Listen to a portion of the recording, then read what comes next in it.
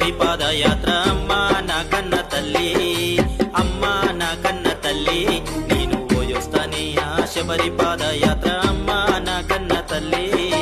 పచ్చాని అడవిలో 18 మెట్లపై కూర్చున్నాడంటానే అయ్యప్ప స్వామి, కూర్చున్నాడంటానే అయ్యప్ప స్వామి, కూర్చున్నాడంటానే అయ్యప్ప స్వామి.